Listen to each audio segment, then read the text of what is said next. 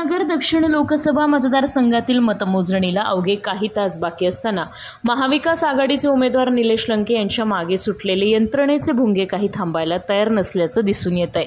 आज निलेश लंके यांच्या संपर्क कार्यालयावर थेट यंत्रणेचा बुलडोझर फिरला आहे। सार्वजनिक बांधकाम विभागाच्या वतीनं आज माजी आमदार निलेश लंके यांचं संपर्क कार्यालय पाडण्यात आलं। सुपा पारनेर एमआयडीसी परिसरातल्या एमआयडीसीच्या जागेत असलेलं लंके यांचं संपर्क कार्यालय जमीनदोस्त करण्यात आलंय। निलेश लंके यांचे संपर्क कार्यालय हे अतिक्रमण असल्याचं सार्वजनिक विभागाच्या वतीनं सांगण्यात आलं होतं। संपर्क कार्यालय स्वतःहून काढून घेण्याची नोटीस सुद्धा यापूर्वी देण्यात आली होती, मात्र संपर्क कार्यालय हटवण्यात न आल्यानं आज सार्वजनिक विभागाने कारवाई करून निलेश लंके यांचे हे संपर्क कार्यालय जमीनदोस्त केले आहे। मतमोजणीच्या अगोदरच निलेश लंके यांच्या कार्यालयावर बुलडोझर फिरल्यानं सर्वत्र हा चर्चेचा विषय बनला आहे।